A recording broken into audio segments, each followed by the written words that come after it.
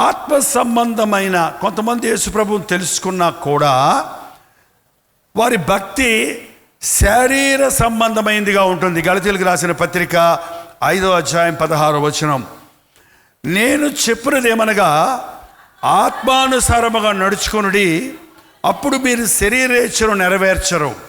శరీరమునకును ఆత్మకును, ఆత్మ శరీరమునకును విరోధముగా అపేక్షించుచున్నది. ఇవి ఒకదానికొకటి వ్యతిరేకముగా ఉన్నవి. మీరేమి నిశ్చయింతురో వాటిని చేయకొందురు. మీరు ఆత్మచేత నడిపించబడని ఎడల ధర్మశాస్త్రమునకు లోనైన వారో కారో. ఆత్మానుసారమైన భక్తి, శరీరానుసారమైన భక్తి. చూడండి, మనం వేసుకునే వస్త్రాలు, మన శరీరాన్ని మనం దేవుని దగ్గరకు వచ్చినప్పుడు కొంతమంది చాలా ఇట్లా వస్తారు. భక్తి, నమస్కారం. ఏంటండి ఆ ప్రార్థన చేయమని, ప్రభు నాయన పాపిని ఊరికా పెడతావుగా దేవా. అదేంటి నటనేంటి అంటే, బహిరంగంగా నీ భక్తి చూపిస్తానికి నీ వస్త్రధారణ మార్చుకుంటావు, నీ వేషభాషలు మార్చుకుంటావు, కొన్ని తతంగాలు చేస్తావు, కొన్ని ఆచారాలు చేస్తావు. అది శరీరంలో పైన కనిపించే భక్తి. క్రైస్తవ భక్తి హృదయంలో నుండి వచ్చేది. శరీరానుసారులు ఈ రోజున చాలా భక్తిగా ఉంటారండి. ఇలా ఆదివారం అబద్ధం ఆడకూడదు, సోమవారం ఎన్నన్నా ఆడవచ్చు. మనం దేవుని మందిరంలో ఉన్నాం, ఇక్కడ గొడవ పెట్టుకోవద్దు, ఇంటికి రా చూసుకుందాం. అదేంటి ఏంటంటే, ఓ పల్లెటూరులో ఒక ఆయన వాళ్ళ మనవడిని ఎంట తీసుకొని చర్చికి వెళ్ళాడట, చుట్ట కాల్చుకుంటా. ఆ చుట్ట ఏమో చూరులో పెట్టి లోపలికి వెళ్ళాడట. అక్కడ పాట పాడుతున్నాడు, పరిశుద్ధ పరిశుద్ధ అని పాడాడు. చర్చ్ అయిపోయిన తర్వాత మళ్ళీ చుట్ట తీసుకొని మళ్ళీ నోట పెట్టుకొని వెలిగించుకొని పోతా ఉంటే మనవడు అడిగాడంట, తాత చుట్టెందుకు చర్చిలోకి తీసుకురాలేదన్నాడంట. తప్పయ్యా, అది దేవుని మందిరం, పరిశుద్ధమైంది, అక్కడ చుట్ట తాగకూడదు. దేవుని వాక్యం ఏం చెబుతుందండి? మీ దేహము దేవుని ఆలయమై ఉన్నది. నీ దేహమే దేవుని ఆలయం అంటే దేవుని మందిరంలో మాత్రం తాకపోతే సరిపోద్దా? నీ శరీరం అపవిత్రపరుచుకుంటా లేదా? అందుకే ఎవడైనా దేవుని ఆలయాన్ని పాడు చేస్తే నేను వాడిని, అందుకే రోగాలు వస్తున్నాయి. చుట్టలు తాగేవాళ్ళకి, సిగరెట్లు తాగేవాళ్ళు, సారాయి తాగేవాళ్ళు, బ్రాందీ తాగేవాళ్ళు, డ్రగ్స్ వేసుకునే వాళ్ళకి. ఏంటంటే ఇప్పుడు ఏ పొగాకు ప్రోడక్ట్స్ ఉండే చాలా వచ్చేసాయి. ఇప్పుడు ఇంతకుముందు పూర్వకాలం చుట్టలు తాగేవాళ్ళు, లేకపోతే ముక్కుపుడికి పిలిచేవాడు అని పిలిచేవాడు ఇంతకుముందు. ఇప్పుడు ఎన్ని వదిలేసి ఆ పొగాకు ప్రోడక్ట్స్ ఏంటో హాని కిని పీని ఏదో వస్తాయంట, తెలుసా అండి మీకు? అది కొనుక్కొని నోట్లో పెట్టుకుంటే ఒకలాంటి సారం దిగుతుంటుందంట అంటుంటారు వాళ్ళు. ఏదో పళ్ళు ఊడిపోయిన వెళ్ళగా ఉన్నావేంటయ్యా అంటే నోట్లో ఏదో ఉంది, అందుకని నోరు తెరవలేడు పాపం. ఏంటంటే దానివల్ల చాలామంది వాళ్ళ క్యాన్సర్ రోగానికి గురైపోయారు. మొన్నే ఒక అబ్బాయిని తీసుకొచ్చారు, బొగ్గల్లో క్యాన్సర్ వచ్చేసింది. ఏంటి అంటే అది తింటున్నాడు నోట్లో పెట్టుకొని ఎప్పుడు చూసినా. ఇంకొక అతను దానికి బానిసైపోయాడు, పెళ్ళయింది, యవనస్తుడు, 30 ఏళ్ళు కూడా లేవు, పిల్లలు పుట్టలేదు. ఏంటని పరీక్ష చేసి వెళ్తే అతను బ్లడ్ అంతా పాడైపోయింది, చేతుల కాళ్ళలో వణికిపోతున్నాయి 30 ఏళ్ళకే. ఎంతమంది ఈ రోజున దేవుని ఆలయమైన శరీరాన్ని పాడు చేసుకుంటున్నాడు. శరీరానుసారులు ఆ భక్తి, ఆ గంటసేపు భక్తి ఉండాలి, ఆ ఆదివారం భక్తి ఉండాలి, ఆ గుళ్ళో భక్తి ఉండాలి అని కొన్ని ఆచారాలు పద్ధతులు ఆచరిస్తారే కానీ ఆత్మానుసారులుగా జీవించరు. నీవు దేవుని ఆధ్యాత్మిక జీవితంలో రక్షించబడిన వ్యక్తివైతే శరీర కార్యాలను జయిస్తావు. ఒకసారి చూడండి, అక్కడ 19వ వచనం, శరీర కార్యములు స్పష్టమై ఉన్నవి, అవేమనగా జారత్వము, అపవిత్రత, కాముకత్వము, విగ్రహారాధన, అభిచారము, ద్వేషములు, కలహములు, మత్సరములు, క్రోధములు, కక్షలు, భేదములు, విమతములు, అసూయలు, మత్తతలు, అల్లరితో కూడిన ఆటపాటలు గడగడ గడగడ చదివేశాం. కానీ ఇది ఒక్కొక్కటి నీ ఎదురుగుండా పెట్టుకొని ఇవి నీలో ఉంటే నీవు శారీరానుసారమైన క్రైస్తవుడివే కానీ, శరీరానుసారమైన భక్తుడివే కానీ ఆత్మానుసారమైన వాడివి కావు. జారత్వము, అపవిత్రత, కాముకత్వం, మూడు ఒక సెట్టు. ఏంటంటే అది జారత్వము, అపవిత్రత, కాముకత్వము. జారత్వం అంటే జారిపోవటం అన్నాడంట ఓ పాస్టర్ గారు. జారత్వం అంటే జారిపోవటం కాదండి. వివాహానికి ముందు పరస్త్రీలతో పరపురుషులతో అక్రమ లైంగిక సంపర్కం కలిగి ఉండటం అనేది జారత్వం. జారత్వానికి దూరంగా పారిపో అని దేవుని వాక్యం చెబుతోంది. ఈ రోజున పరిశుద్ధ వివాహం అని వెడ్డింగ్ కార్డు ప్రింట్ చేస్తారే కానీ ఎంతమంది తమ కన్యత్వాన్ని పోగొట్టుకొని, ఎంతమంది తమ పరిశుద్ధతను పోగొట్టుకొని ఎటువంటి పరిశుద్ధమైన జీవితం లేకుండా వివాహ జీవితంలోనికి ప్రవేశిస్తున్నారు. వివాహమైన 3వ నెలలో నుంచే వాళ్ళకి అనేక రకాలైన గొడవలు, వ్యాధులు, ఆర్థిక ఇబ్బందులు, రకరకాల సమస్యలకు కారణమేంటి? నీ దేహాన్ని పాడు చేసుకుంటున్నావు. జారత్వము చేయువాడు కేవలము బుద్ధిశూన్యుడు. మనుషుడు చేసే ప్రతి పాపము దేహమునకు వెలుపల ఉంది, కానీ జారత్వము చేయువాడు తన సొంత శరీరానికి హానికరంగా పాపం చేస్తున్నాడు.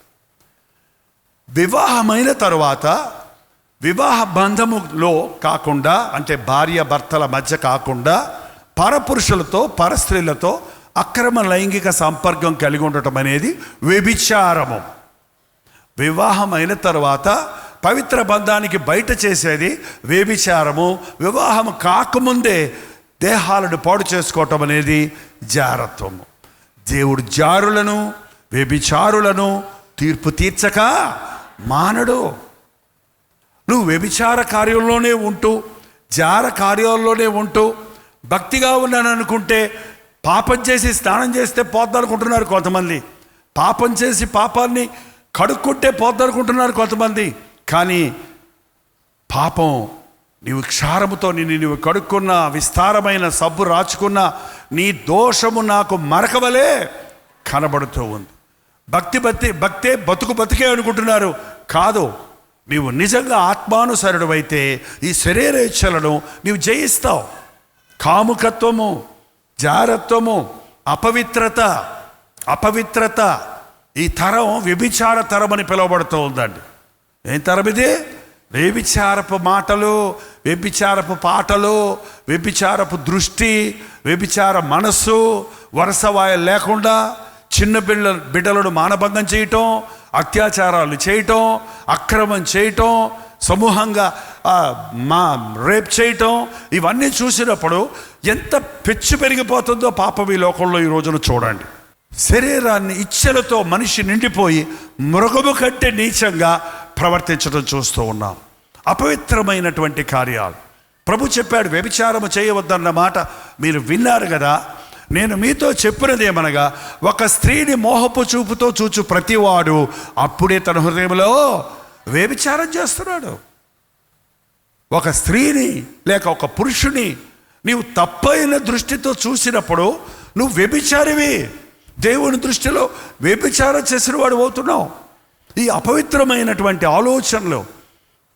ఒకరోజు కథను వచ్చిన దగ్గర పశ్చాత్తాపడుతున్నాడు. అన్నా నన్ను క్షమించండి అన్న నా కోసం ప్రార్థన చేయండి అన్న. ఏమైందయ్యా? నా భార్య 3వ నెల గర్భవతిగా ఉంది, గర్భస్రావం జరిగింది అయ్యా. ఎందుకయ్యా? ఏం తప్పు చేసావయ్యా? అయ్యా పక్కింటి ఆయన మరొక అతను భార్యను చూసి ఈమె నా భార్య అయితే బాగుండేదే అనే ఆలోచనలతో నిండిపోయానయ్యా. ఇంటికి వచ్చేటప్పటికి నాకు ఇచ్చిన భార్యను బట్టి కృతజ్ఞత లేని మూలాన, నాకు ఇచ్చిన గర్భఫలాన్ని బట్టి సంతోషించిన మూలాన నాకు ఆ శాపం వచ్చిందో ఏమో, నా భార్య గర్భం పోగొట్టుకుంది. ఏంటండి? ఈ ఇతరుల భార్యను చూసి ఆ భార్యలాగా నా భార్య ఉంటే బాగుంటుంది అనుకోవటం ఏంటి? ఏంటండి అది? ఏం ఆలోచన ఈరోజు చూడండి. ఒక వ్యక్తిని చూడగానే ఈమెను ఐ లవ్ యూ అంటారేంటి? ఒక అమ్మాయిని అందంగా కనపడితే ఆ అమ్మాయిని చూడగానే ఆ అమ్మాయి వెంటబడతారు ఎందుకు? కుక్కల్లాగా. ఇంకంతకంటే ఏమనాలి? కుక్కలు అలాగే పెడతాయి రోడ్డు మీద చూడండి. ఒక కుక్కను చూసింది అనుకోండి, ఇంకో కుక్క కనుక పడుతుంది. ఈ 2 పోతుంటే 3వ కుక్క వస్తుంది మళ్ళీ. ఏంటంటే మళ్ళీ అటుపోద్ది అంటే ఏంటది సరే. మనుషుడు యవనస్తులు ఈ రోజున రోడ్ల మీద ఎలా తిరుగుతున్నారో చూడండి. రోడ్ల మీద ఎందుకు తిరుగుతారు అలా బైకులు వేసుకొని? ఎందుకు ఆ సెంటర్స్లోకి వెళ్తారు? ఎందుకు అక్కడెక్కడ జనసాంద్రమున దగ్గరికి వెళ్ళి, పెళ్ళిళ్ళకి వెళ్ళి వాళ్ళని వీళ్ళని చూసుకొని తప్పైన ఆలోచనలకు, తప్పైన కార్యాలకు చోటిస్తున్నారు? శరీరీచ్ఛలతో నిండిపోయి ఉన్నాడు. క్రీస్తుకు నీ శరీరం అప్పగించకపోతే, నీ శరీరము క్రీస్తు రక్తములో కడగబడకపోతే, పరిశుద్ధపరచబడకపోతే, స్వాభావికంగా వచ్చే తుచ్చమైన ఇచ్చలు నీ జీవితాన్ని పాడు చేస్తాయి. అపవిత్రత, పరశరీరానుసారులు, ఇతరులకు తగలాలని, ఇతరులను రాసుకోవాలని, ఇతరులను పూసుకోవాలని ప్రయత్నిస్తూ ఉంటారు. ఈ బస్సుల్లో, ఈ క్రౌడ్ ఉన్న స్థలాల్లో అదొక రకమైన ఎంజాయ్మెంట్. కొంతమంది ఆ బూత్ కథలు వినాలని, ఆ కథలు మాట్లాడుకోవాలని, వాటిని క్రియల్లో పాపం చేయకపోయినా వారి ఆలోచనలో, వారి మాటల్లో ఆనందిస్తున్నారు. ఇది కాముకత్వము, ఇది కామకార్యాలు. ఇవన్నీ దేవునికి అసహ్యమైనవి. దేవుడు మనల్ని పరిశుద్ధుడిగా ఉండమని చెప్పాడు.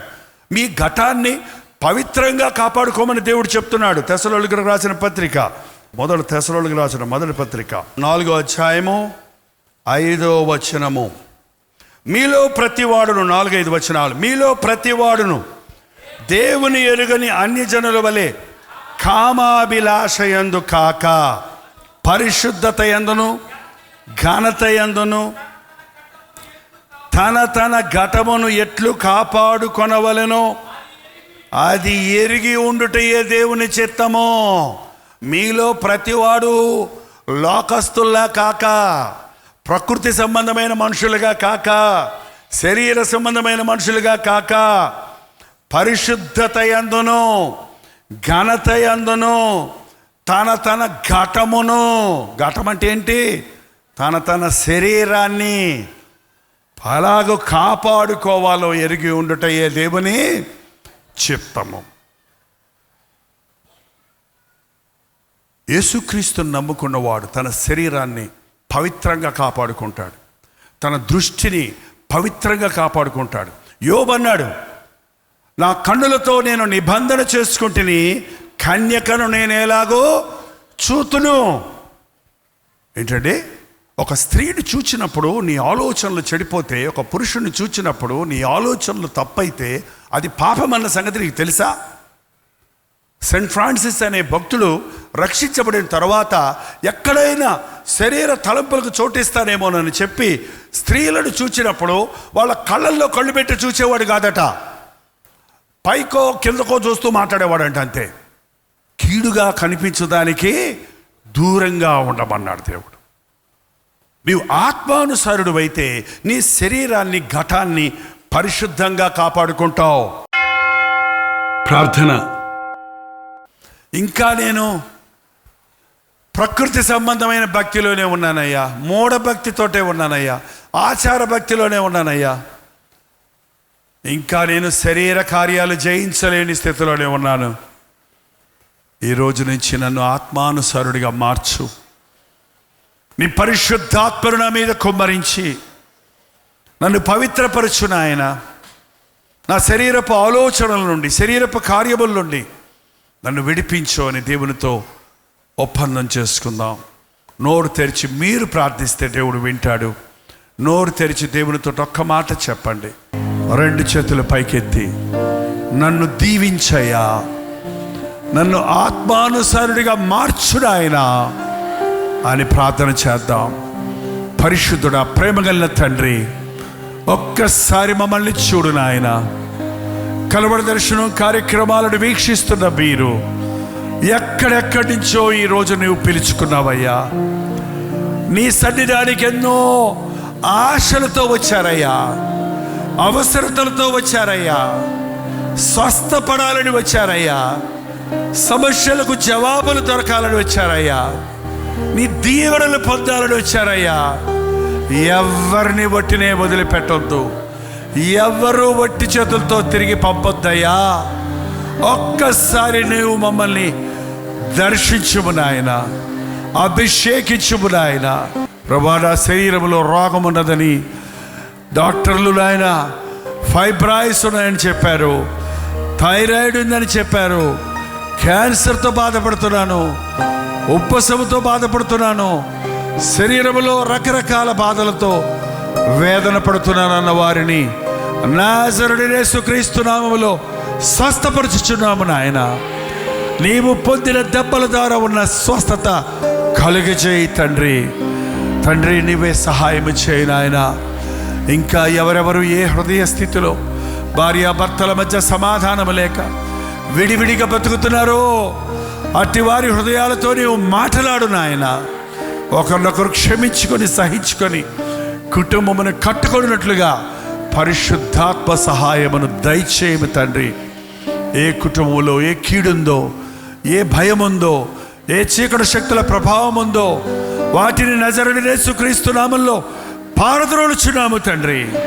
ఇదిగో ఇంతవరకు మేము శరీరానుసారులుగా ఉన్నాం. ఈ రోజు నుండి నేను ఆత్మానుసారుడిగా జీవిస్తాను, ఆత్మ ఫలము ఫలిస్తాను, ఆధ్యాత్మిక స్థితిలో వర్ధిల్లుతానని వాగ్దానంతో ఇక్కడి నుంచి వెళ్ళడానికి, నిబంధనతో ఇక్కడి నుంచి వెళ్ళడానికి సహాయం చేయము. నీ రాకడ అతి సమీపంగా ఉన్న దినాలలో మేము మా హృదయాలను శుద్ధిగా కాపాడుకొని మా చుట్టూన్న వారిని రక్షణలోనికి నడిపించుకున్నట్టుకు సహాయం చేయము. యేసుక్రీస్తు నామములో అడుగుచున్నాము తండ్రి. మన తండ్రి అయిన దేవుని యొక్క ప్రేమయు, కుమారుడైన క్రీస్తు యొక్క కృపయు, ఆదరణకర్త అయిన పరిశుద్ధాత్మ యొక్క సహవాసమును కూడి వచ్చిన మనందరికీ ఇప్పుడును సదాకాలమును తోడైయుండును గాక. ఆమేన్, ఆమేన్, ఆమేన్.